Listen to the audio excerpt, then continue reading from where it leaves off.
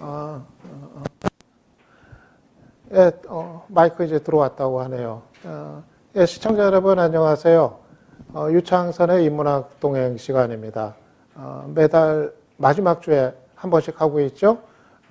매달 책 한 권씩 선정을 해가지고 저자 작가 모셔가지고 함께 그 책에 관한 얘기 또 그거에 이제 얽힌 이런저런 얘기 나누는 시간 가져보곤 하고 있습니다. 지난달에는 대리사회 저자 김인섭 작가 초청해가지고 얘기 나눴었는데 오늘은 글쎄 누구일까요? 공지 게시판에 이미 그 올려서 뭐 많이들 아실 텐데 은유 작가님 오늘 모셨습니다. 예, 먼저 인사해 주시고요. 네, 예. 안녕하세요. 은유라고 합니다. 은유라는 이름이 본명은 아니시죠? 네, 필명입니다. 필명. 네. 어떤 뜻이에요? 은유. 은유법 할 때 은유고요. 예. 네, 메타포란 뜻이고요. 예. 그러니까 은유법이 이렇게 A는 B다라는 수사법인데 서로 다른 존재의 공통점을 찾아서 좀 연결시켜주는 네, 그런 뜻이잖아요. 그래서 내 마음은 호수다 할 때 내 예. 마음과 호수가 그냥은 상관이 없는데 이제 어떤 의미로 연결시켜주는 것인데 글 쓰는 일이 그것과 비슷한 것 같아서 네, 은유라는 말이 예뻐서 짓게 되었습니다. 예. 아마 은유 작가님은 아는 분들 많으실 거예요. 책 좋아하는 분들은 여러 권의 그 책이 있었는데 직접 소개를 해주시죠. 그동안 냈던 책들. 책이요? 예, 예, 예. 네, 글쓰기 관련해서 제가 책을 2권 냈어요. 그래서 글쓰기의 최전선이라는 책이 하나 있고, 그것은 제가 이제 학인들과 글쓰기 수업한 내용을 가지고, 글쓰기 공부하면서 생기는 일들, 글쓰기의 최전선이니까 글쓰기를 쓰려고 했을 때 맞닥뜨리는 고민들, 또 실험들, 느낌들, 그런 이야기를 담은 책이고요. 그 다음에 쓰기의 말들이라는 책도 있어요. 그거는 이제 글쓰기와 관련된 명언 104개를 모아서 소개를 하고 하나마다 거기에 대한 제 상념을 푼 에세이예요. 그래서 저도 이제 글 쓰는 게 직업이긴 하지만 글 쓰는 게 쉬웠던 적은 한 번도 없거든요. 그래서 이제 글쓰기를 할 때마다 막히면 제가 찾아보는 노트가 있어요. 글쓰기 명언 노트. 그래서 거기에 있는 이제 글쓰기를 하게 해주는 말들을 모아서 책으로 냈어요. 그래서 쓰기의 말들도 있고, 예. 그 다음에 이제 간첩 조작 사건 피해자 인터뷰집도 작년에 나왔어요. 그렇죠. 네, 예. 폭력과 존엄 사이. 그리고 이제 제 에세이집 싸울 때마다 투명해진다가 있습니다. 예, 오늘 주로 얘기 나누려는 책은 최근에 나온 책입니다. 싸울 때마다 투명해진다. 지금 앞에 화면에 지금 나오고 있는 책인데요. 이 책이 나온 지가 한 몇 달 됐죠? 2달 됐습니다. 2달이요? 네. 입소문이 좀 벌써 여기저기 많이 난 것 같던데, 예. 네. 많이 팔리고 있어요? 네, 잘 팔리고 있습니다. 싸울 때마다 투명해진다. 책 소개부터 좀 해주시죠. 전에 썼던 글들도 모아져 있고, 네. 글을 이것저것 좀 모으신 것 같던데, 예. 네. 어떤 내용이 담겨 있는 책인지 좀 소개를 해주세요. 네.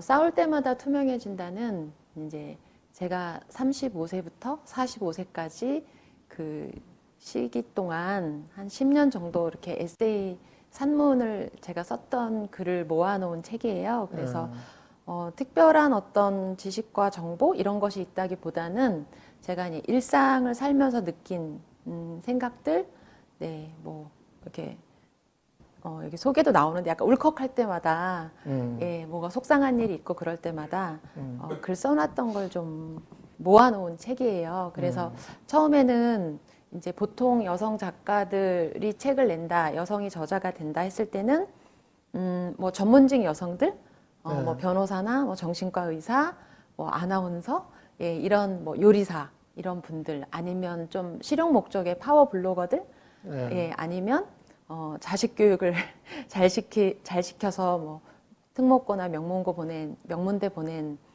엄마들, 예, 그런 식의 여성 저자들이 많았는데 제 책은 약간 일상의 영역에서 좀 기록이 된 거예요. 그래서 아무도 기록하지 않는 예, 일상의 이야기만 가지고 쓴 것입니다. 예, 그래서 35세부터 45세까지 사이에 썼던 글들이라고 하셨는데, 그럼 이제 한 10년 되는 기간이란 말이에요. 그렇죠. 네. 10년이면은 사실 살면서 생각이 또 경험도 그렇고 생각도 많이 또 굴곡이 네. 바뀌는 그런 이제 기간인데, 이 책에 담긴 거 모르겠어요. 저는 이제 읽으면서 네. 아, 이거는 좀 전에 썼던 글 같다. 이거는 조금 최근 거 네. 같다. 저대로 이제 그 느낌이 네. 있었는데, 좀 다른가요? 언제 썼냐에 따라서? 그쵸. 이제 제가 한참 힘들 때 아이가 그때는 어렸거든요. 그러니까 처음 썼을 때만 해도 저희 이제 둘째 아이가 미취학 아동일 때 유치원 다니고 이럴 때, 그리고 큰 아이는 이제 중학생일 때 그때 이제 엄마의 손이 많이 가잖아요. 그래서 이제 그때가 좀 더 힘들었던 것 같아요. 육체적으로, 정신적으로. 근데 이제 점점 아이가 좀 독립해 가면서 육아의 부담은 조금씩 벗어날 수 있었고요. 예, 그래서 조금 더 여유로워졌다. 예. 근데 책 제목이 네. 싸울 때마다 투명해진다예요. 네. 싸운다. 예, 사는 게 싸우는 건가요? 어떻게? 싸우지 않으면은 인간답게 사는 게 안 되는 건가요? 그쵸. 뭐 이제 싸울 일이 많은데 뭐 이렇게 남하고 감정적인 대립도 물론 있지만 결국 자기 자신과 제일 많이 싸우게 되는 것 같아요. 내가 무엇을 택할 것인가, 어떤 갈림길에서 혹은 안 좋은 일이 있을 때 싸울 것인가 말 것인가를 가지고 또 제 안에서 싸움이 일어나고, 그래서 싸울 때마다 투명해진다라는 것은 뭐 늘 화를 내고 산다 이런 건 아니고요. 네, 그냥 자기 자신과 좀 치열하게 살아간다, 문제를 회피하지 않는다, 약간 그런 뜻이에요. 그래서 투명해진다라는 거는 싸우면 왜 투명해지냐, 자기를 좀 알게 되는 거, 자기 인식이 좀 명확해지는 거. 그래서 이제 뭔가 혹시 제목만 이제 듣고서 네. 저런 질문을 하는 분들도 계실지 모르겠어요. 싸울 때마다 투명해진다 하니까 네. 저자가 네. 좀 레디컬 페미니스트는 아닐까 하는 그런 네. 질문도 있을 법한데. 그렇죠. 싸울 수밖에 없어요. 기득권자가 아니기 때문에.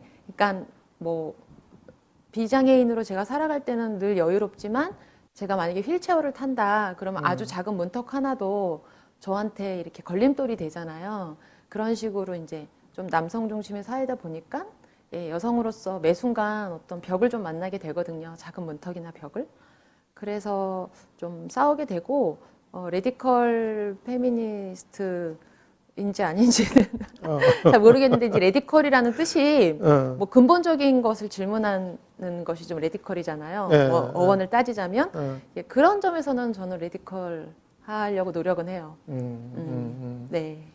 제가 책 읽으면서 참 인상적이고 참 좋은 얘기다 하는 뭐 그런 구절들이 참 이제 많았었는데 네. 한번 몇 개 좀 이제 그 얘기를 나눠볼게요. 네. 채팅창에 좀 질문이나 좀 의견이 있으시면은 이따가 뒤에 얘기 끝나고서 또 답해드리는 시간이 있으니까 혹시 뭐 그럴 분은 또 남겨주시면 그렇게 뒤에 또 얘기하도록 하겠습니다.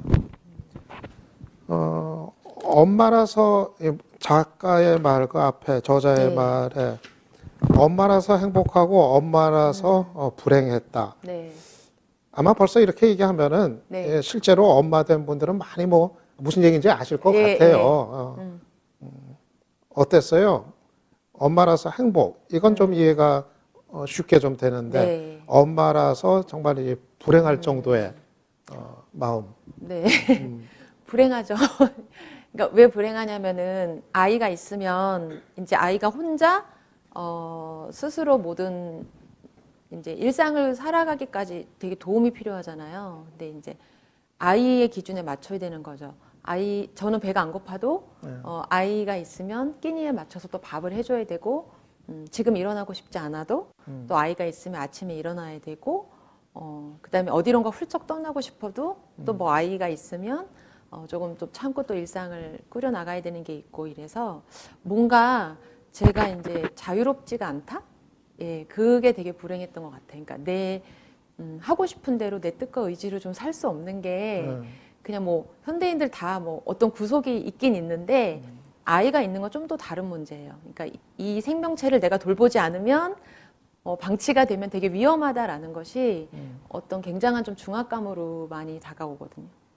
그래서 그런 게 좀 불행했던 것 같아요. 그리고 또 뭐 한국 사회가 너무 경쟁이 치열하니까 이 아이를 어떻게 가르쳐야 되나 뭐 약간 교육 문제에 있어서도 늘 고민이에요. 사교육을 시키려면 돈이 많이 들고 시키는 게 답도 아니고 안 시키면 아이가 너무 도태되는 것 같고 그러니까는 방목 육아를 한다고 하지만 방목 육아를 하면서도 마음은 늘 이게 맞는 걸까? 그 질문을 떨쳐버릴 수가 없어요. 그렇죠. 네. 그래서 여기 글 어디에 보면은 저런 얘기 나오더라고요. 밤에 직장에서 늦게까지 일하다가 이제 늦게 들어왔는데 네. 집에 와 보니까 다들 가족들은 애들이랑 남편이랑 자고 있고 설거지는 그냥 쌓여 있고 네. 라면은 먹다 망고 그냥 팽개쳐져 있고 네. 거기서 이제 답이 안 나오는 그 상황. 네. 근데 그렇게 그런 상황에 힘들 때 또는 이 흔들릴 때 네. 시집을 꺼내서 읽었다. 네. 시집을 읽으면은 안정이 됐었나요? 그쵸. 그냥, 밤에 그렇게 이제 뭐 매일 그랬던 건 아니고, 유독 피곤한 날 들어왔는데, 그렇게 돼 있으면 이제 또 기분이 안 좋잖아요. 그럼 이제 일을 해야 되는데, 너무 고되니까 조금 한숨 돌리고 싶다 할 때 시를 읽으면서 뭔가 좀 정신을 가라앉히는, 뭐 차 한잔 하는 그런 느낌으로, 시를 읽었어요. 어, 왜냐하면 이제 내가 마음이 너무 험해지는 게 싫다? 뭐 이런 느낌? 근데 이제 저런 거를 또 생각하는 분도 있을지 모르겠어요. 아마, 그 주부들이나 네. 이제 또 아이 키우고, 가족 챙기고 하는 여성분들은 많이 이제 공감을 이제 하는데, 네. 그러면서도, 그래도 은유 작가는 네. 시집을 좋아하니까 네. 또는 글을 쓰는 재주가 있으니까 네. 그래도 정말 이 쫓기는 마음 속에서도 자기가 할 수 있는 게 있으니까 이제 하는데 네. 아마 또 많은 분들은 근데 나는 특별히 뭐 내 열정적으로 좋아하는 것도 없고 정말 내가 이게 사는 게 맞는 건지 하는 의문은 드는데 근데 그렇다고 뭐 특별한 뭐 어떤 재주도 없고 네. 난 참 어떻게 해야 되나 이런 거를 좀 토로하는 그런 분들도 충분히 또 있을 것 같아요. 그런 경우들은 또 어떻게 해야 되나요? 사실은 이 가족들 떠안고서 네. 참 나는 누군가를 질문하는 경우들은 많을 것 같은데. 네. 그 질문을 저는 안고 있는 게 되게 중요한 것 같고요. 그걸 풀어가는 방법은 이제, 개인마다 다르겠죠. 자기가 좋아하는 거? 뭐 음악을 들을 수도 있잖아요. 음악을 들을 수도 있고, 뭐 드라마나 영화, 보는 거, 웹툰 뭐 이런 것도 많이 보시더라고요. 네. 그래서 이제 보는데 약간 저는 현실을 도피하는, 이렇게 약간 현실과 좀 떨어지는 의미에서 오락적인 의미에서 보는 것도 좋지만 아까 이제 조금 더 구조적으로 자기를 좀 알아가는 책을 읽으면 자기 자신과 좀 대화를 하게 되거든요. 그런 의미에서 전 시나 이제 독서를 했고 다른 분들도 뭔가 자기와의 대화의 어떤 매개가 있으면 좋겠어요. 뭐 영화를 보든 뭘 보든 어떻게 사는 게 옳은 것인가? 뭐 약간 이 질문을 떠날 수는 없는 것 같아요. 그걸 떠나는 순간 너무 삶이 좀 더 엉망이 되는 것 같다. 그러니까 이 책에도 보면은 네. 끊임없이 자기 그 존재에 대해서 네. 질문을 던지고 네. 그리고 자기 존재에 대한 답을 찾으려는 그 이제 노력의 이제 과정이 저기 쭉 네. 이제 담겨 있는데 근데 이제 반대로 한번 생각을 해볼게요. 굉장히 그게 힘든 과정이란 말이에요, 사실은. 그쵸. 나는 누구고, 나는 뭐하고 살고 있는 건지 네. 묻고 답을 찾는 게 사실 힘든 과정이고, 어떻게 보면 또 힘들게 사는 방식인데, 네. 그렇게 힘들게 살아야 되는 건가요? 어때요? 어떻게 보면 그냥 이게 그냥 내 운명이려니, 가족을 그냥 떠맡았으니까, 네. 그냥 그 숙명에 그냥 복종하면서, 그냥 골치 아프게 생각하지 말고 사는 길도 있을 것 같아요. 네. 근데 이제 뭐 저마다 이제 생각하는 행복의 색깔이 이제 뭐 다른 걸 수도 있겠지만은, 네. 뭐 그렇게 자꾸 물어보고 답 찾으면서 힘들게 사는 게 뭐 맞는 거예요? 어떻게 이게 뭐 생각하세요? 성향이에요. 저는 그냥 사는 사람은 없다고 생각해요. 그러니까 보기에 생각이 없어 보이는 거지 다 나름대로는 생각을 하는데 그게 이제 표현이 되느냐 안 되느냐의 차이지 우리가 이제 아이들 특히 이제 뭐 생각 없는 젊은이들 이런 말도 많이 하고 네. 을에 이제 허허실실하면 생각 없을 것이다 하지만 다 누구나 자기 안에 이제 고민은 좀 갖고 있는 것이고 저는 이제 성향이 문자와 언어화하는 것을 좀 좋아하고 표현하는 것에서 뭐 약간의 쾌감을 느끼니까 이제 저는 글을 쓰는 것이고 다 누구나 고민은 하는 것 같아요. 하지만 좀 더 나은 방법이 없을까? 이제 운명이죠. 아이들이 태어났으니 제가 돌봐줘야 되는 건 맞는데 거기에 매몰되지 않는. 그래서 언제 죽을지도 모르는데 어느 날 너무 이렇게 하다 갑자기 죽으면 너무 억울하다. 뭐 약간 이런 생각 들었던 것 같아요.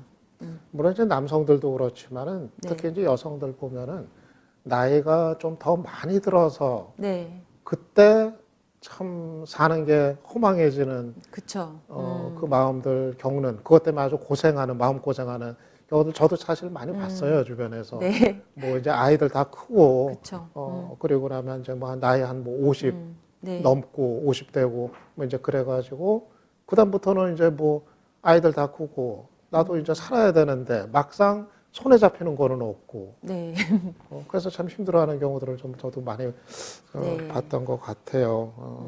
그래서 책에서 제가 또 여러 가지 뭐 이렇게 막 밑줄도 치고 이제 뭐 그랬는데 네, 저 얘기 참 이거 굉장히 이제 그 사적인 부분이어가지고 네, 그래도 좀 한번 말씀을 좀 더 들어보고 싶은데 나는 그것에 대해 계속 생각했다 하는 글에 그 네. 이제 내용에 보니까는 이제 나는 이제 대학을 이제 안 다녔는데 네, 여기저기 모임들 가고 네, 그러다 보니까는 몇 학번이냐 네, 이런 이제 질문들이 계속 있고 네, 그게 참 이제 대답하기가 난처했었다 처음에는 네, 그러면서 마지막엔 결국 이렇게 얘기를 하셨더라고요. 네, 바로 이제 그거에 대한 질문을 나는 잊고 살아도 세상은 잊지 않으므로 그것을 자주 생각해야 한다. 나는 평범하지 않은 것이다. 네. 하는. 글쎄 뭐 어떤 심정이, 어떤 마음에서 이렇게 썼는지는 뭐 이해가 이제 되는 것 같아요. 네, 예. 네. 이게 사람들이 이게 참 많이 이거를 물어보죠. 근데 요즘은 조금 나아지긴 했는데요. 예전에 진짜 10년 전만 해도 많이 물어봤거든요. 그러니까 그런 요즘은 이제 뭐 반인권적인 질문 이래서 나이 묻지 말고 뭐 학벌 묻지 말고 이런 이게 조금 이제 페이스북이나 이런 데도 공유가 돼요. 근데 예전에만 해도 안 그랬고 거의 이제 기정사실화하고 제가 또 글 쓰는 일을 하니까 유독 질문을 많이 받았어요. 뭐 신방과 글 쓰려면 신방과 가야 되냐, 뭐 국문과 나왔냐, 뭐 이런 이야기를 많이 들었어요. 근데 네. 처음에는 좀 주눅 들거나 뭐라고 답해야 되나 좀 그러셨겠어요. 제 성향이 제가 약간 이게 주눅 드는 스타일은 아닌데 여기도 이제 썼지만 그냥 뭐 그게 이렇게 주눅 들거나 싫진 않았거든요. 제 처지가 제 원한이 있지는 않았어요. 학벌에 대해서. 왜냐하면 저는 학교는 안 나왔지만 계속 공부를 하고 있었기 때문에 그냥 한국 사회가 근데 워낙 학벌을 중시하니까 그것에 대해서 제가 알고 있잖아요. 그러니까 이제 대비할 수가 있어서 싫진 않았는데 뭔가 상황이 좀 불편해지는 잠시 이렇게 잠시 멈춤이 되는 그 상황이 조금 성가시다 이런 느낌은 종종 받았죠. 근데 이 책을 보다 보니까 참 다독을 참 많이 하셨더라고요. 네. 많은 책들을 진짜 읽으시고 그거를 이제 녹여내면서 이제 글로 풀어내고 이제 그러셨던데 왜 그렇게 책을 많이 읽으셨던 거예요? 그리고 왜 이렇게 책을 많이 읽으려 했고 또 왜 글을 써왔고? 책을 많이 읽으려 했던 거는 그냥 제 오락이고 제 취미고요. 네. 알미 주는 기쁨이 되게 큰 것 같아요. 그러니까 단지 뭐 지식의 양을 늘리는 독서가 아니라 뭔가 내 편견이 좀 깨지는 독서? 내가 미처 그렇게 생각하지 못했던 것을 조금 알게 해주는 독서? 그런 그리고 이제 아주 표현이 섬세하게 나오는 문학 뭐 이제 이런 독서할 때 쾌감이 좀 있었고 그것 때문에 이제 책을 많이 읽었죠. 읽었는데 그게 그냥 보상인 거죠. 누구한테 보여주기 위해서가 아니라 조금씩 새로운 면을 알아가는 느낌이 되게 좋았어요. 보통 이렇게 책 읽고 싶어 하는 분들 책 네. 골라달라, 추천해달라 하면은 주로 어떤 책들 많이 권하세요? 저는 이제 추천을 많이 이제 해달라 하는데 그 사람이 뭐에 관심이냐에 따라서 다르겠죠. 지금 고민이 제일 뭐냐. 그래서 자기 이제 고민을 풀어가는 식으로 독서를 하면 좀 더 재밌거든요. 자기 삶의 문제를 다른 측면에서 볼 수 있으니까. 예, 그래서 뭐 관계가 고민이다. 그러면은 뭐 약간 자기 처지가 고민이다. 뭐 이런 약간 사회학 책 같은 것도 저는 도움이 많이 되는 것 같아요. 그러니까 내 문제를 개인의 문제가 아닌 구조 속에서 좀 보는 다른 틀을 얻으면은 좀 좋고요. 그리고 좀 기본적으로 추천을 많이 해주진 않고 좀 찾아보라고 이야기를 많이 하는 편이에요. 그래서 자기 취향을 만들려면 누가 이렇게 해주는 수동적으로 목록을 읽는 것보다는 자기가 좀 헤매면서 찾으면서 이것저것 눌러보고 서점 가서도 좀 찾아보고 예, 그렇게 하면서 실패하면서 얻는 게 되게 많거든요. 그래서 직접 해봐라 이렇게 얘기 많이 하죠. 강의도 많이 다니고 좀 그러시잖아요. 네. 글쓰기 강의 제일 네. 많이 하시죠? 예. 그럼 제일 많이 받는 질문이라고 그럴까? 아니면 그 듣는 분들이 제일 좀 어려움 토로하는 사는 거에 대해서나 뭐 아니면 글쓰기에 대해서 어려움 토로하는 게 보통 어떤 것들이에요? 글쓰기의 어려움은 이제 자기 생각은 이만큼인데 뭐부터 어떻게 써야 될지 모르겠다. 약간 뭐 시작도 되게 두려워하시고요. 그런 거 뭐 마무리 어떻게 해야 될지 모르겠다.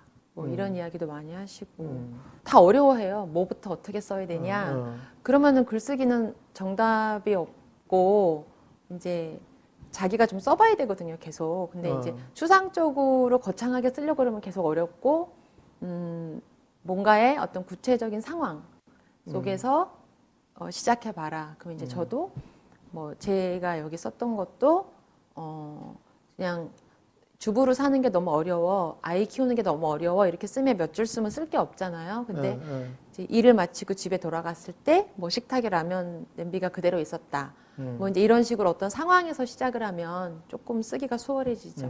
그래서 어떤 그 나를 힘들게 했던 상황을 복귀하면서 예, 그 상황을 좀 객관적으로 볼 수 있게 되면 알게 되는 것 같아요. 내가 어느 지점에서 왜 감정이 안 좋았고 그건 어떻게 달리 볼 수 있는가 뭐 그래서 좀 상황을 잘 복귀해 봐라 이렇게 얘기를 많이 해요. 글쎄 글 쓴다는 게 이제 뭐 글을 잘 쓴다는 게 훈련을 많이 해서 네. 더 잘 쓰는 방법, 기술 이런 거를 터득하는 것도 있겠고 네. 그런데 조금 더 근본적으로 사람이 뭐 저도 이제 뭐 글 뭐 제본에서 또 이것저것 뭐 많이 쓰긴 합니다만은 네. 글을 쓰는 게 왜 좋은 건지 왜 그러니까 글쓰기 강의를 왜 하시는 건지 네. 사람한테 우리가 이제 글을 써버릇하면은 네. 또 글을 가급적이면 잘 쓰면은 뭐가 사는데 좋은 건지 글을 쓰면 저는 조금 더 사려 깊은 사람이 될 수 있다고 생각해요. 그러니까 타인에 대해서 자기중심적으로 사고하지 않게 되는 그러니까 아까 이야기한 상황을 좀 객관적으로 보는 눈, 구조적으로 보는 눈을 좀 기를 수 있고요. 제가 글쓰기 강의하는 것도 자기 삶의 문제를 되게 많이 만나게 되잖아요. 뭐 취직은 해야 되나 말아야 되나, 회사에서 부당한 일을 당했는데 문제 제기해야 되나 말아야 되나, 뭐 여러 가지. 그런 크고 작은 문제를 자기 스스로 해결할 수 있다? 글을 쓰면.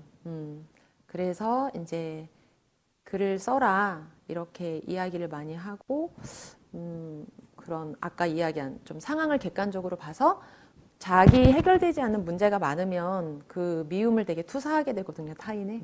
예, 그렇게 되면은 나이 들고 이렇게 세월이 흐를수록 원망만 너무 많아지는 게 아닌가? 남에 대한 원망? 그래서 글을 쓰면 뭐 좋은 사람이 뭐 무조건 싸우지 않는 사람이 좋은 게 아니라 싸워야 될 때 잘 싸울 수 있다.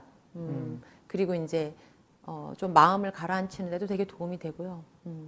좀 사려 깊게 대할 수 있다는 것 같아요. 자기 기준으로 남을 함부로 평가하지 않게 된다. 네. 저런 거 비슷한 건가 모르겠어요. 아니, 저 같은 경우도 아까 이제 네. 좀 흔들릴 때는 시집을 꺼내는 게 참 네. 좋았다 얘기하셨는데, 네. 저도 이 세상에 대해서 좀 불만이 많아지고, 세상이 내 생각하고는 다르게 네. 돌아가는 것 같고, 거기서 좀 외로운 것 같고, 네. 나만 아닌 것 같고, 이런 생각이 들 때, 이 책을 보면은, 네. 뭐 철학책이라든가 뭐 어떤 고전이라든가 보면은, 아, 이게 외로움이 달래지고, 네. 나만 이런 게 아니구나. 비슷한 생각하는 사람이 네. 여기 또 있구나. 이런 걸 느낄 때도 있고, 또 그런 걸 이제 글을 쓰다가, 그런 걸 또 녹여내서 글을 쓰다 보면은, 그게 완성이 되면은, 아, 나의 생각이 세상이 어떻든 간에 상관없이, 네. 여기에 하나의 이제 완성된 나의 얘기가 있다. 네. 해가지고, 나의 분신을 보는 것 같은, 뭐 그런 책이요? 걸 이제 느껴서 상당히 좀 힘이 되는 걸 좀 많이 느꼈던 것 같아요. 네. 그렇습니다. 언제, 글은 언제 그러면 많이 쓰세요? 왜냐하면은 제가 이 글들을 보니까는 네.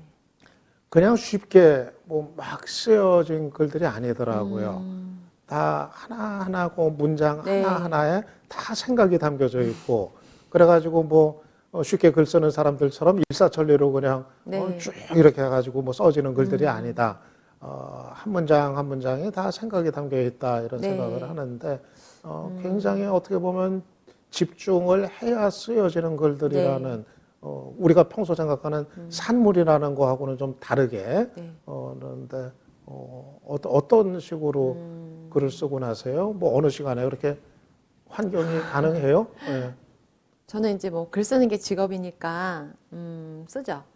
뭐 아침에도 쓰고 이제 오전에 이제 정신 맑을 때 많이 쓰고요. 좀 쓴 다음에 일단은 1페이지로 약간 써놓는 편이에요. 쓰고 나서 퇴고를 되게 많이 해요. 조금 더 정교한 표현, 조금 더 정확한 표현, 조금 더 섬세한 표현이 뭐가 없을까 해서 좀 진부한 표현이 많으면 좀 지루하잖아요, 글이. 그리고 어디서 많이 본 것 같고, 그죠. 도덕교과서처럼 막 돼버리고 이러는 걸 제가 되게 못 견뎌서 그냥 많이 고치는 편이에요. 내가 뭐에 대해서 쓰고 싶었다 그러면 좀 이렇게 한번 써보고 짬짬이 되게 많이 고쳐요. 예. 이 책 중에서 특별히 뭐 가장 좀 마음에 든다고 할까? 정말 좀 제일 그래도 마음이 가는 글. 마음이 뭐 가는 글이요? 뭐 그런 거 있지 않아요? 뭐 다 한순간도 제가 다 온전히 담겨 있지 않은 건 없어서. 네. 저는 특히 그 앞에 그 저자의 말, 네. 여기에 좀 뭐 좀 하고 싶은 얘기가 제일 농축이 많이 되지 네. 않았나. 서문이 워낙 책에 대한 어떤 압축을 해놓는 거라 예. 서문에 많이 했죠. 네. 뭐 이런 얘기들, 뭐 사는 일이 만족스러운 사람은 굳이 삶을 탐구하지 않을 것이다. 맞아요. 그, 어디가 아픈지 정확히 알아도 한결 수월한 게 삶이라는 거를 시는 귀띔해 주었다. 네. 이런 얘기들, 공감이 이제 가고,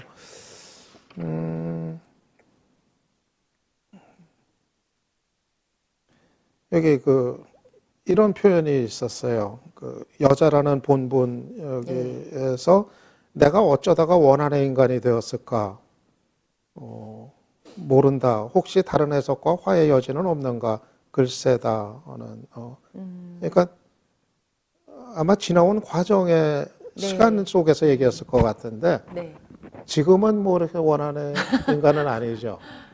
그렇죠. 뭐, 그런 때가 예. 있었던. 그 약간의 이제 어떤 그때 니체 공부할 때 이제 니체가 원한 감정 갖지 마라 막 이런 이야기 많이 네. 나와서 제가 써본 거고 아까 이야기한 것처럼 뭔가 삶에 대해서 불만만 계속 커지는 것 같은 느낌? 그러니까 남에 대한 원망이 많아지는 게 삶이 건강한 건 아니잖아요. 그래서 뭔가 나를 좀 들여다봐야 되겠다 이런 자극을 많이 느꼈던 때 썼던 글 같아요. 네. 근데 여기 남편 관련된 네. 이런 부분도 이제 좀 흥미있게 봤었어요. 그와 말하는 법을 잊어버렸다. 이런 제목의 글인데 여기서 이제 그는 이제 남편을 지칭하는 거 맞죠? 네. 남편을. 그러니까 남편과 말하는 법을 잊어버렸다라는 이제 얘기인데 우리의 이상한 우정은 결혼과 동시에 이상하게 끝났다. 또 뭐 이런 부분도 있어요. 나의 니체에 대해, 나의 눈물에 대해 그는 잘 모른다. 이 부부간에 그러면 그만큼 살면서 네. 소원해지고 얘기를 안 하고 서로의 영역에 대해서 관심이 없어졌다. 뭐 이런 얘기가 그쵸? 되는 거죠. 아무래도 이제 연애할 때는 서로의 삶에 이게 되게 집중하게 되는데 둘이 결혼해서 어떤 생활 공동체가 마련이 되면 그 살림을 운영해 나가는 것이 또 중요해지잖아요. 그러니까 아이를 키우는 거. 그러다 보면 이해관계가 얽혀서 조금 약간 또 좀 다툼도 있을 수 있고 네. 그다음에 이제 뭐 감정이 안 좋으면 약간 대화도 좀 소홀해지고 그렇게 되는데 제가 글 쓴 이유는 저는 그게 꼭 나쁘다고 생각하진 않아요. 뭐 이상적인 부부 관계가 모든 걸 다 공유하는 게 좀 구속이 될 수도 있잖아요. 그래서 저는 조금 적당한 거리가 있고 그냥 좀 무덤덤해지는 것도 좋은 것 같아요. 그렇죠. 사실은 또 그래야 서로 그냥 자유롭게 네. 자기의 일을 하고 생활을 하고 또 그런 것도 네. 분명히 있으니까요. 예. 아마 이런 것도 뭐 가정 갖고 그런 분들은 많이 또 공감을 하는 대목일 것 같아요. 네. 서로가 이렇게 얘기를 나누는 영역이 살아가면서 조금씩 줄어들죠. 그러고 줄어들고 그다음에 이제 뭐 신뢰도 생기고 그러는 것 같아요. 근데 이제 그 관계가 늘 그렇게 한결같다라는 건 되게 이상한 거잖아요. 주변 상황은 계속 바뀌는데 예, 그리고 관심사도 바뀌고 그래서 저는 따로 또 같이 그냥 이렇게 살아가는 것도 좋다. 그리고 어떻게 해도 인간은 외롭거든요. 예. 근데 이제 저는 은우 작가님보다 나이가 조금 이제 더 먹었단 말이에요. 네. 그 단계 거치면은 네. 그 다음에 단계가 또 있는 거 아닌가 좀 그쵸? 생각도 네. 들어요. 그러니까 부부간에 좀 이렇게 영역이 겹치는 부분이 줄어들다가 그 단계를 이제 거치고 나면은 나이 이제 네. 더 먹고 나면은 결국 세상 사는데 뭐 이렇게 많은 사람들이 남질 않는 것 같아요. 그쵸. 이 밖에 나갔을 때 점점 오히려 줄어들고 나이가 더 먹어갈수록 그러면은 결국에 내 곁에 이제 남는 사람은 그냥 뻔한 가족. 물론 이제 그게 이제 신뢰관계가 유지가 된다는 위에서 네. 이제 가능한 이제 얘기가 될 텐데 그래서 오히려 또 나이를 또 더 먹으면은 네. 오히려 또 이제 관심이 다시 또 생겨나고 또 이렇게 공유하는 부분들이 또 늘어나고 뭐 그럴 수도 있겠다 하는 또 생각도 네. 또 해보기도 그렇죠. 해요. 관계가 계속 변하는 것 같아요. 저도 한참 힘든 시기 좀 지나니까 아이들이 좀 크고 이러니까 조금 덜 부딪히게 되고 예, 좀 더 너그러워지는 네. 맞아요. 그런 것 같아요. 네. 그게 다 그 나이 때마다 그리고 싸울 힘이 좀 기운도 떨어져요. 그리고 그 체력적으로. 다음에는 그렇게 충돌 안 하는 또 방법을 또 지혜를 또 서로 알잖아요. 네, 터득하고 존중해 줄 수 있게 되는 것 같아요. 네. 그리고 존재라는 물음이라는 글에서 글 제목인가 40대에 관한 거예요. 글 제목은 제 몸에서 스스로 추수하는 40대, 네. 40대에 관한 얘기인데 이런 표현이 좀 인상적이었어요. 네. 누군가는 4호선으로 갈아타는 나이, 누군가는 우양우하는 나이. 4호선 갈아타는 거는 뭐죠? 근데 40대가 그 얘기죠. 네. 예. 누군가는 우양우. 이거는 이제 오른쪽으로 네. 그 여러 가지 보수화된다. 보수화된다. 예. 네. 그런 의미고. 누군가는 바닥에 외로움을 뱉는 나이. 누군가는 KTX의 속도로 달리는 나이. 누군가는 의자에서 하이힐 벗어놓고 부은 다리를 주무르는 나이. 누군가는 노란선 바깥에서 기우뚱하는 나이. 누군가는 개찰구에서 서성대는 나이. 서울역처럼 다양한 삶이 오가는 40대의 풍경. 그러니까 이 40대 나이에서 이렇게 다양한 네. 그런 이제 모습들이 이제 등장을 하더라. 네. 참 이게 좀 와닿는 이제 네. 부분이었었는데, 아니 저도 뭐 저는 이제 뭐 50대지만은 50대도 보면은 마찬가지로 참 이게 다양하고 어떻게 보면 조금 이거보단 더 좀 단순화되는 건 있는데 그 유형들이 그런 생각은 들어요. 그 40대 같은 경우는 뭐 어때요? 이렇게 살아가는 모습들이. 40대가 이제 되게 변화가 좀 많이 일어나는 시기 같아요. 이제 뭐 30대까지 좀 너무 정신없이 바쁘다고 할까?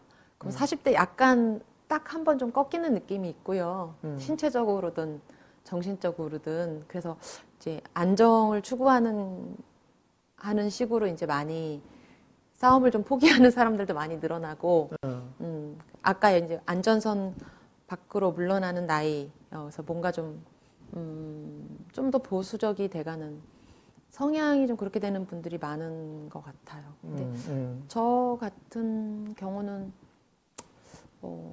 크게 달라진 거는 없는 것 같긴 한데 저는 체력적으로 많이 힘들어진 게 제일 컸어요.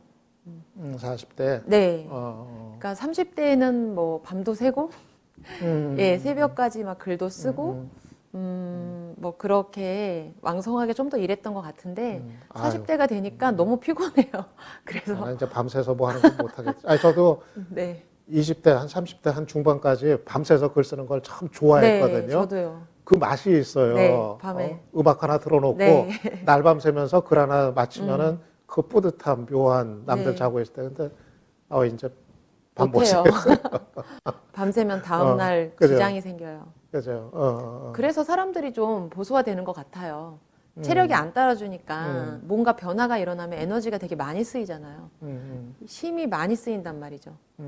그래서 좀 만나던 사람 만나고 새로운 사람 뭐 새로운 일 하는 거 힘들어하고. 형이 40대 얘기가 나왔으니까 그러면 30대 비교하면 20대 비교하고 30대 비교하고 네. 지금 40대 비교하면은 어느 때가 더 좋아요? 지금이 더 좋아요? 아니면 불만스러워요? 지금이 체력은 안 되지만 좀 편한 건 있어요.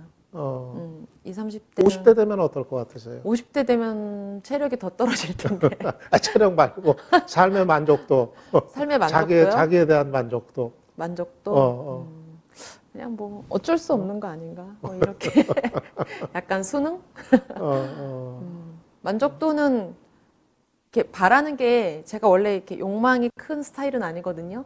막 뭐를 바라는 게 많아야 만족도가 막 높거나 막 낮거나 이럴 텐데 막 그렇진 않아요. 원래. 그래서 그냥 하루하루 그냥 뭐 살자 이런 주의니까 50대 지금도 뭐 괜찮고. 전 왜 질문 드렸냐 하면은 저 같은 경우는 오히려 나이가 이제 40대에서 50대 되고 제가 네. 50대 중반도 넘었거든요 이미. 그러면은 사실 좀 이제 비관적인 네. 때가 이제 되는 나이 아니에요. 네. 근데 저는 지금이 더 편해요. 네. 지금 편하고 40대는 뭔가 좀 굉장히 집착도 많았고 욕심도 많았고 네. 거기서 좀 바둥거렸던 그 기억이 있는데 오히려 지금 나이를 좀 더 먹고 그러고 나니까 여러 가지가 좀 이제 편해지고 네. 더 좀 이렇게 마음이 좀 이제 안정이 되고 네. 하는 좀 그런 느낌이 들어서 이게 참 글쎄 나이가 먹는다는 게 뭐 이렇게 꼭 나쁜 건 아니다. 슬픈 것만은 아닌 것 같다 하는 네. 그런 생각을 좀 갖고는 네. 해요. 예.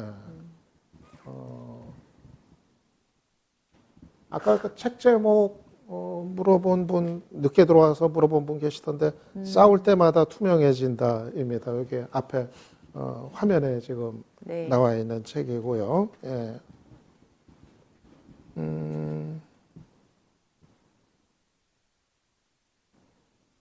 앞으로는 이제 어떤 글을 쓰고 싶으세요? 앞으로 쓰고 싶은 글은요. 아까 음. 그 수기, 간첩 조작 사건? 네, 간첩 네. 조작 사건, 그건 좀 그런 이유는 좀 안 쓰셨던 방식이었잖아요.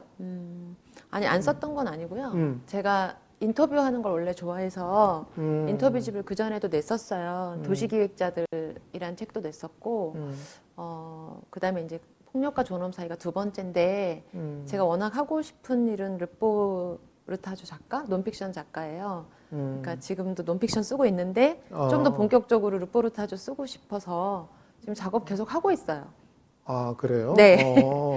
아, 원래 쓰고 싶은 게 그쪽이셨구나. 네. 그러니까 여기도 썼지만 사회적으로 자기 언어가 없는 사람들, 사회적 약자, 늘 누군가에 의해서 대변돼야 되는 사람들, 김희섭 작가님이 늘 얘기하는 대리할 수밖에 없는 사람들, 뭐 국가폭력 피해자, 가정폭력 피해자, 성폭력 피해자, 한국 사회 온갖 폭력에 노출된 분들, 사회적 약자들의 이야기를 좀 취재해서 쓰는 작업을 할 거고 하고 싶어요. 어떻게 보면 그러니까 네. 그 삶의 네. 현장에서 그 삶의 기록들에 네. 관한 그런 거네요. 네.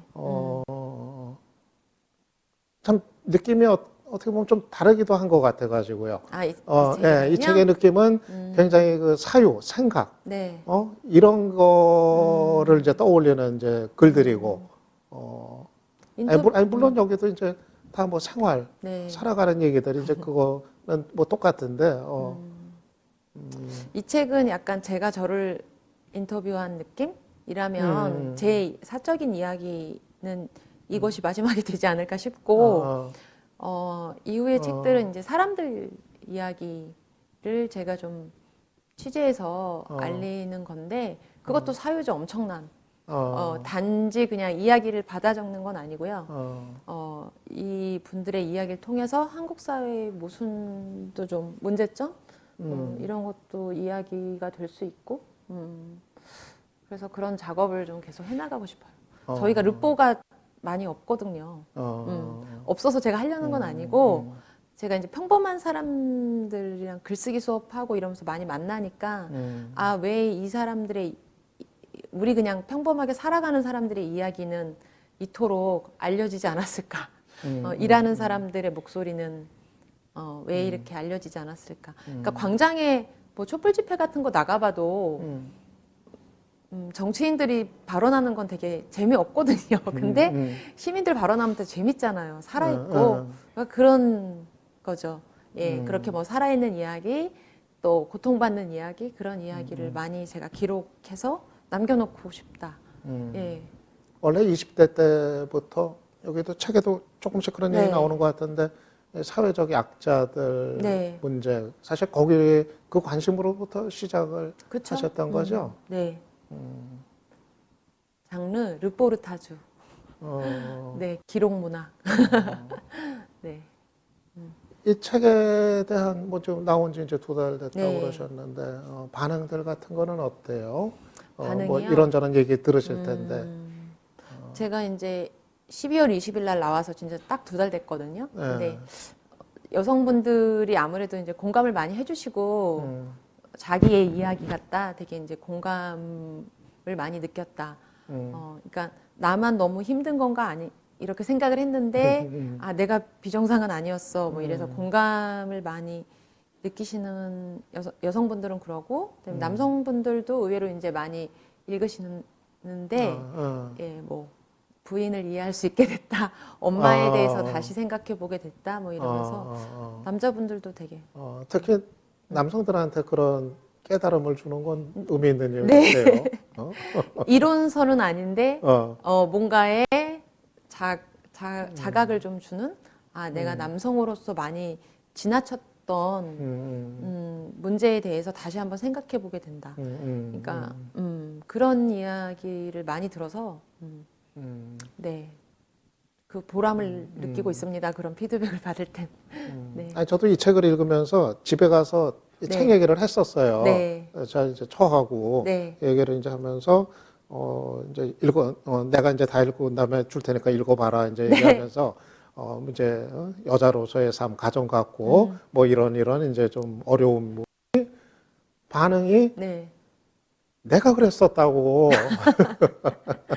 아니, 그러니까 저도 이제 뭐 알죠. 다 네. 알고 있고, 저대로는 이제 배려도 이제 한다고는 이제 했고, 뭐 이제 그러고서 살아오고, 이제 그랬는데, 자기는 그거보다 더하면 더했지 못하진 않았다. 진짜 힘들었을 때는 네. 그냥 뛰쳐나가고 싶은, 그럼요. 그런 생각이 들고, 이제 남의 얘기가 아니다. 네. 그거 알아라. 이제 하면서 이제 거꾸로 이제 저한테 얘기를 이제 하는데, 네. 아마 참 여성들이 아까 그게 그 너무 많이 참고 살고 한국의 여성들이 이제 뭐 그냥 아주 크게 신화와 뭐 모성 신화 같은 거 해서 예. 엄마니까 의뢰 그래야 되고 참고 살아야 되고 하면서 많이 감정들이 억압돼 있고 그냥 말로는 엄마 고생하지 뭐 아내 고생하지 애썼어 이렇게 하지만 아주 세부적으로는 어떤 고생하는지 잘 모르거든요. 예. 그러니까 뭐 아침에 해 뜨듯이 끼니 때 되면 밤 나오고 늘 서랍에 빨래 개켜져 있고 이러면 인식할 수가 없잖아요. 근데 그것들을 여성들이 일일이 이야기 안 하고 많은 부분을 감내했던 것들 그게 참 언어화가 안 되어 있다는 게 너무 대단한 것 같아요.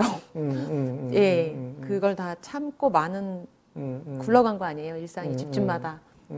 그거에 대해서 말을 많이 해서 수고로움을 좀 한쪽이 너무 지지 않고 가족이면 같이 서로의 삶을 살피는 게 좋은 게 아닌가 이런 의미에서 아까 그 다른 여성들의 반응, 네. 그러니까 아니, 나만 이런 게 아니었구나 네. 하는 그런 공감을 했다는 분들, 그 뒤집어 생각하면 저런 얘기가 될 것 같아요. 여성들이 다 그런 어려움들을 겪고는 있는데 네. 나만의 거로 이제 받아들이고 각자 그쵸? 이게 어떻게 보면 외로운 건데 사실은. 그게 이제 모성 신화 때문에 그래요. 그러니까 아이가 나면 막 천사 같다. 아기는 천사 같고 뭐 엄마가 되는 일은 다 이런 거고 이렇게 이제 세뇌가 많이 되는데 여성들이 뭐 모유 안 나와도 자기 공격하고 나는 좋은 엄마가 아닌가 봐. 뭐 워킹맘들은 아이한테 인스턴트 음식 같은 거 먹이면서 또 죄의식 느끼고 뭔가 모성 이데올로기, 모성 신화 때문에 되게 기준점이 높고 그것을 잘 수행하지 못하면 되게 힘들어해요. 꼭 그러지 않아도 되는데 그럴 수가 없는데 그래서 뭐 그럴 수 없거든요. 경제적인 여건이든 뭐 체력적인 여건이든 워킹맘이든 전업주부든 기계가 아니잖아요. 사람은 자기도 자기 감정이 있고 근데 이제 그런 것들에 대해서 이야기를 하면 자기만 너무 징징거리는 것 같아서 그냥 인내하고 엄마도 그렇게 살았으니까 뭐 언니도 그렇게 살았으니까 나도 그렇게 사는 게 맞는 게 아닐까 이렇게 생각하다가 누가 이야기를 하니까 아 이런 거 말해도 되는구나 나만 힘든 게 아니었어 막 아니, 이제 그게 중요한 것 같아요. 네. 이거를 말해도 되는구나 하는 네. 게.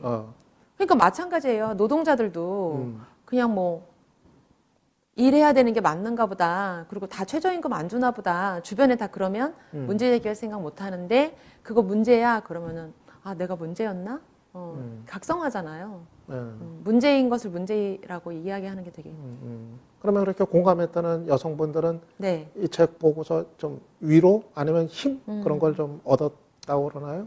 그쵸? 그런 반응들이 많이 예, 있고 뭔가 나의 힘든 거를 그게 바로 개선이 되지는 않지만 힘든 걸 힘들다고 말할 수 있고 문제인 걸 문제 제기할 수 있는 것만으로도 해결이 안 돼도 되게 힘이 나는 것 같아요. 이제 인식하는 게 처음이거든요. 그래서 계속 말하고 떠들고 해야 이제 개선이 되니까. 네. 그러면은 마지막으로 네. 마지막 질문으로 이 책이 어떻게 작가로서 저자로서 어떻게 읽혀졌으면 좋겠어요. 그러니까는 이 책의 작가로서 그냥 몇 마디로 좀 하고 싶은 얘기가 있다면은 하고 싶은 이야기요? 그냥 뭐 우리가 일상을 그냥 살아가는 걸 되게 쉽다고 생각하잖아요. 소소한 일상 이야기예요. 뭐 이제 이렇게 근데 일상은 소소하지 않거든요. 굉장히 치열하고, 그래서 저는 그냥 사는 것도 되게 힘들다. 그리고 그냥 내가 무엇이 꼭 되지 않아도, 그러니까 아이를 키우고, 뭐, 아이를 뭐 엄청 좋은 학교에 보내지 않아도, 내가 무엇이 되지 못해도, 아이가 또 어떤 성공을, 소위 말하는 성공을 하지 못해도, 삶 그 자체로 되게 의미 있다? 예, 이런 어떤 위로를 주는 책이었으면 좋겠고, 예, 그게 사실이기도 하고요. 예, 삶에 대해서 문제를 외면하는 긍정이 아니라 자기의 있는 그대로의 처지를 되게 보게 하는 책이었으면 좋겠다. 예. 사실 책 한 권이 같이 사는 사람들한테 위로를 주고 힘을 준다면 네. 뭐 책에 참 몫은 다 하는 거야 되겠죠. 네. 예. 저도 읽어보니까 그런 거를 네. 줄 수 있겠다 하는 그런 공감을 좀 이제 많이 했었는데요. 사람들이 이제 자기 공격을 되게 많이 하거든요. 의외로. 나는 왜 이 모양일까? 뭐 네. 나는 안 돼. 또 뭐가 돼야 돼. 그치만 뭐가 안 되고 사는 것도 되게 힘들고 그냥 살아있는 것만으로도 되게 위대하다. 네, 특히 예, 좀 여러 가지로 이제 여건이 안 좋으니까 고용도 불안하고 그죠? 복지도 그렇고 그래서 그냥 하루하루 살아가는 근데 이걸 개인적인 문제로 환원하지 말고 구조 속에서 뭔가 해결해 나가는 눈을 좀 많이 가졌으면 좋겠어요. 네. 그리고 지금 미리 그 게시판에 질문 올라와 있던 것들이 뭐 여러 개 내용들이 있었거든요. 네. 그리고 그 전에 지금 채팅창에 글 올린 분들 중에서 네. 다섯 분을 선정해서 책을 보내드리는 그런 게 이제 준비가 돼 있어요. 네. 다섯 분한테 지금 저희가 얘기 나누는 동안에 올라온 건 저희가 일일이 보질 못해가지고 지금부터 질문이 몇 하나 분을 좀 골라드려야겠네요. 같이 골라주세요. 다섯 분 고르는 거니까. 저 위에 아까 질문이 있어요. 경험이나 만남으로 발화되는 글을 쓰는 경우는 거의 없고 예. 일 때문에 사실과 이론만으로 잡글을 써야 한다. 어떤 식으로 써야 할까요? 일단은 답을 해주시고 간단히 답을 해주시고 저분한테 책 보내드리는 거라 할까요? 네. 예, 일단 Yes We Can님은 그 방송국 그 쪽지로요. 제 방송국 그 쪽지로 뭐죠? 이름하고 주소하고 책 받으실 주소하고 연락번호 그거 쪽지로 좀 보내주세요. 그러면은 은유 작가님의 책 보내드리도록 하겠습니다. 네. 사실과 이론만으로 쓰는 글은 그냥 잘 전달해야 되죠. 중언부언하지 말고 예, 목적에 맞게 중요한 얘기 맨 위에 쓰고. 네. 예. 그리고 저에게 칭찬을 해주신 분에게 아이스티 한자님에게도 하나 드려야 되겠는데요. 누구 아이스티 한자님? 아이스티 한자님도 네. 역시 쪽지 보내주세요. 덕담. 예. 그분하고 네, 골라주세요. 아까 읍동네 야구단님이 네, 굉장히 열성적으로 이것저것 의견 내놓아 네. 주셨던 것 같아요. 네, 예, 읍동네 야구단님도 이렇게 선정해 드릴 테니까 쪽지 보내주시고요. 읍동네 야구단님 네. 3분 해드렸고 이제 2분 더 드릴게요. 좋아하신다. 하고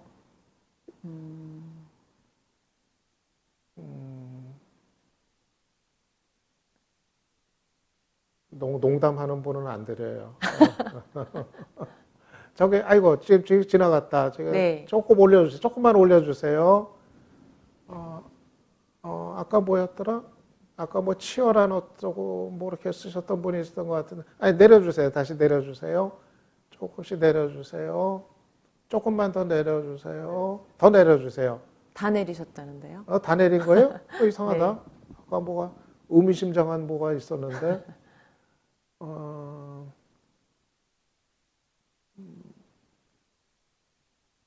수학의 기쁨. 수학의 기쁨님. 네. 예. 수학의 기쁨님도 쪽지 보내주세요. 예.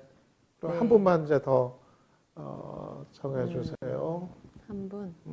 그 밑에까지 다 내려온 건가요? 네. 예, 일단 네 분까지 하고. 우리 저분들이죠. 감자탕 백반님. 감자탕 예, 국가님. 예, 네. 그렇게, 예, 5분 그렇게 쪽지 보내주시면은, 예, 은유 작가님 책 보내드리는 거 하겠습니다. 예. 그리고, 예, 질문 지금 게시판에 올라와 있는 것 중에서,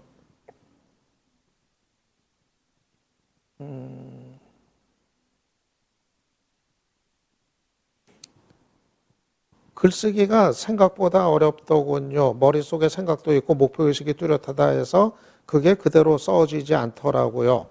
글쓰기도 연습하면 보기도 쉽고 유창하게 할 수 있겠죠? 연습하면 달라집니까? 네. 그렇죠. 글쓰기는 연습하지 않으면 나아지지 않습니다. 네. 글을 잘 쓰려고 그러면 절대 잘 안 써지고요. 글 쓰면서 나의 단점이 뭔지 계속 발견하고 보완해 가면서, 예를 들면 내가 너무 추상적인 표현을 많이 쓴다? 그런 거를 이제 써보기 전에 모르잖아요. 그럼 이제 써보고, 내가 되게 모호하고 관념적인 표현이 많구나. 그거를 발견하면 그걸 고쳐나가고, 그 다음에, 되게 이제 앞에 한 얘기를 뒤에 또 했네? 그럼 이제 조금 더 간결하게 쓸까? 그럼 또 고치고, 그런 식으로 연습을, 자기 글의 문제점을 계속 발견해서 좀 보완해 나가는 식으로 해야지 글을 잘 쓸 수 있습니다. 그리고 또 이런 질문이 있습니다. 타인과의 만남이 은유님의 글쓰기의 중요한 원천 같습니다. 글을 쓰실 때 가장 인상적인 경험과 만남은 무엇이었나요? 글 쓸 때, 이제 맞아요. 타인과의 만남이 저한테 좋은 영감을 주거든요. 그러니까 사람한테 제일 많이 배운 것 같아요. 그래서 제가 처음에는 이제 시집도 읽고 니체도 좋아해서 이제 철학책도 많이 읽고 그랬는데, 어느 순간부터는 사람들한테 배우는 게 되게 많아요. 그래서 아까 이야기한 것처럼 그냥 사는 사람은 없고 다 저마다 고민을 하고 있고 어떤 치열함이 있다. 그래서 그런 자세, 삶에 대한 자세도 배우고, 그럼에도 불구하고 살아가는 힘 같은 것도 저한테 굉장히 좋은 기운을 많이 주고, 네, 그래서 저는 사람 만나면서 많이 배우게 됩니다. 그리고 또 이 질문이 있습니다. 인터넷에서 미리 보기로 은유 선생님 글을 읽어보니 삶의 체험이라는 토대 위에서 쓰신 글 같습니다. 신영복 선생 표현을 빌리자면 집을 그릴 때 지붕부터 그리지 않고 주춧돌부터 그리는 글 같은 느낌이었습니다. 집을 그릴 때 지붕부터 그리지 않고 주춧돌부터 그리는 글 같은 느낌이었습니다. 그래서 그런지 다른 사람의 글보다 더 명징하고 단단하다는 느낌을 받았습니다. 그렇게 생각하세요? 더 명징하고 단단한 느낌? 고맙습니다. 그렇게 봐주셔서 고맙고, 그러니까 예전에는 제가 글 쓸 때 되게 아름다운 표현, 되게 이제 탐미적인 표현, 이런 것에 연연을 많이 했는데, 좀 지나고 보니 그런 언어의 유희보다는 좀 정확하게 표현하려고 되게 노력을 많이 하게 됐어요. 그래서 정확한 글이 좀 아름다운 글이 아닐까? 그래서 아까 이제 명징하다 했을 때 아름답게 표현하려고 하는 것보다 좀 정확하게 표현하려고 하는 거, 그다음에 아주 고유하게 표현하려고 하는 거, 뭘 흉내내지 않으려고 하는 거, 그런 노력들을 하면서 글을 쓰고 있어요. 네. 또 이런 얘기도 있네요. 인문학이라는 것은 사람 사이에서 발생되는 일을 연구하는 학문을 뜻합니다. 혹시 그런 것일 수도 있지요. 인문학을 좋아하는 마음에 여러 가지 책을 사서 읽어도 보았지만 여자의 삶이라는 것이 흥미롭게 다가왔습니다. 다른 책을 봐도 무엇 하나 여자라는 것을 강조하지 않아서였죠. 그래서 이 책을 꼭 한번 읽어보고 싶습니다. 하는 네. 여자의 삶이라는 거에 네. 이제 관심이 간다는 그런 반응이셨네요. 예. 네. 여자의 삶을 다룬 책들이 여자의 삶, 뭐 예, 자기만의 방도 있고 어, 마담 보바리도 있고 고전도 좀 있는데 예, 그건 이제 문학 작품이고 음, 저 같은 경우는 이게 그냥 현실 제 경험에 근거해서 쓴 아까 말한 이제 픽션 아니고 논픽션이잖아요. 예, 근데 보통은 이제 산문 수필 그러면 뭔가 삶에 대한 예찬, 찬미, 좀 그런 식의 크게 하는 그게 많았다면 저는 조금 더 일상의 세부적인 그러니까 싱크대가 배경이 되고 뭔가 식탁이 배경이 되는 좀 더 구체적으로 쓰려고 노력을 많이 했는데 예전에는 이제 그런 게 글이 될 수 없다 이렇게 생각을 많이 했던 것 같아요. 그것이 무슨 의미가 있느냐? 예, 삶에 대한 예찬이나 아니면 어떤 실용적인 정보나 뭐 그런 거, 교훈이나 이런 것을 어떤 되게 특별한 인간 승리, 극복 이런 영웅담을 좀 좋아했다면 제 거는 무슨 영웅이 되지 않은 그냥 하지만 의미 없지 않은 충분히 의미를 갖고 사는 그냥 사람의 이야기, 일상의 이야기. 네. 저기 채팅창에 질문이 있는 것 중에 글쓰기 수업은 어떤 식으로 이루어지나요? 하는 질문이 있는데 글쓰기 수업이요. 예, 글쓰기 수업. 네. 그거랑 은유 작가님 이 글쓰기 강의 같은 건 어떻게 알고 찾아갈 수 있는지도 같이 좀 알려주세요. 네. 글쓰기 수업은 이제 일단 책은 글을 읽고 쓰고 같이 해야 되거든요. 동시적으로 이루어져야 되거든요. 그래서 책을 읽고 토론하는 시간을 1시간 갖고 나는 이 책의 어떤 부분이 왜 좋았는지 그런 자기 생각을 이야기하는 시간을 한번 갖고 그 다음에는 글을 써온 걸 발표를 해요. 사람들 앞에서. 읽어요. 직접 자기 육성으로. 그러면 자기 글의 문제점을 좀 보게 되거든요. 그렇게 읽으면 다른 동료들이 이제 느낌과 생각을 이야기를 해줘요. 이 글은 어느 부분이 빠진 것 같다. 이 글은 이 부분이 되게 좋다. 되게 용기 있게 썼다. 뭐 이런 것이 더 보완되면 좋겠다. 이렇게 해서 네. 자기 글을 좀 객관적으로 볼 수 있는 기회를 갖게 되는 거죠. 그리고 말을 계속하고 사고력을 좀 키우는. 예, 사고력하고 문장력이 같이 가야 좋은 글이 나오거든요. 네. 그러니까 우리 작가님이 글쓰기 강의를 지속적으로 계속 하고 나세요? 네. 어떻게 그러면 계속해요. 그 어떻게 알고 찾아갈 수가 있어요? 그런 게 다 알고 오시던데요. 잘 알고 들으세요? 제가 페이스북에도 공지도 올리고요. 지금은 이제 말과 활 아카데미라고 거기서 말과 활. 아카데미, 거기서 지금 진행하고 있고요. 여기저기서 해요, 그냥. 도서관에서도 하고. 예. 그렇죠. 됐습니다. 네.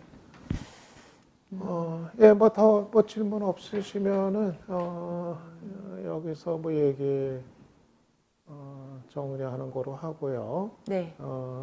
마지막으로 뭐 아까도 잠깐 얘기하셨지만 우리 그 시청하는 분들한테 이 책 읽는 거에 어떤 좀 소중함이라고 그럴까? 소중함.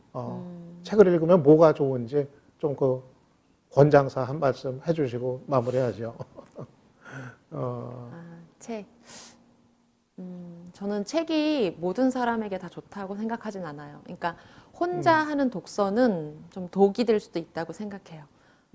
책을 읽으면서 보통 자기가 공감하는 부분에 역시 내 생각이 맞았어 하면서 자기의 주관을 강화하는 방식으로 책을 읽는 건 오히려 독이 될 수도 있다. 그런데 이제 카프카도 책 읽는다는 건 자기 내면에 얼어붙은 뭐 바다를 도끼로 깨는 일이다 이렇게 이야기를 했는데 저는 좋은 독서는 편견을 깨는 독서라고 생각해요. 그래서 책을 읽되 같이 여럿이 모여서 같이 읽는 책 읽기를 되게 권해드리고 싶고요. 책 안 읽어도 뭐 즐겁고 사는데 별로 힘들지 않으면 안 읽어도 된다라는 주의입니다. 근데 살다 보면 남한테 해도 끼치게 되고 남의 처지를 잘 모르면 그래서 나이 들수록 조금 읽어야 되는 건 맞는데 타인의 삶에 관심을 갖게 되는 계기, 음. 예, 고통 감수성을 좀 키우는 계기, 그 계기로서의 독서가 저는 좋은 것 같아요. 책을 혼자 읽는 것보다 이렇게 모임이나 네. 독서 모임 이게 더 좋나요? 네? 같이 읽고 서로 생각을 이야기하는 거죠. 그러면은 나는 되게 놓쳤던 부분을 다른 사람들이 짚어줘서 새롭게 해석을 해주면 나는 그렇게 생각 못했는데 하면서 좀 책을 입체적으로 읽게 돼요. 근데 혼자서 읽으면 역시 내 생각이 맞아 하면서 되게 좀 더 편협해지는 것 같아요, 저는. 지적인 만족감만 막 생기고. 그렇죠. 근데 공부하는 이유가 이제 뭐 지식은 요즘 사실 인터넷에 다 있잖아요. 그래서 네. 지식이 많아지고 양적으로 늘리는 거는 저는 크게 의미는 없는 시대가 된 것 같아요. 그랬을 때 내가 얼마나 타인의 삶에 잘 공감할 수 있는지, 좀 예리하게 볼 수 있는지 그런 거. 예. 예, 지금까지 싸울 때마다 투명해진다. 은유 작가님 모시고 얘기 나눴습니다. 앞으로 아까 은유 작가님 뭐 앞으로 쓰고 싶은 글 네. 얘기도 이제 하셨는데 아무쪼록 뭐 앞으로도 뭐 계속 뭐 팬들이 굉장히 많더라고요. 근데 팬들이 네. 보니까 엄청 많아요. 제가 지금 얘기 들은 것만도 여기저기 도처에 많은데 네. 이거를 지금 하는 거를 팬들이 모르는 분들이 너무 많은 것 같아요. 아마 그 팬들만 왔어도 네.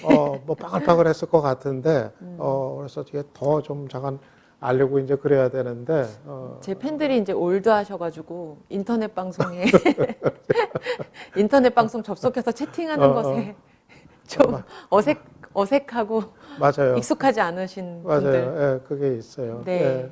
앞으로 저 좋은 걸 계속 이제 기대하고요. 네. 예, 밤 늦은 시간인데 여기 또 스튜디오 와주셔서 또 이렇게 네. 시간 내주셔서 감사합니다. 네. 앞으로 이 책은 좀 네. 뭐 몇 쇄 그냥 계속 많이 찍으시길 바라겠습니다. 네.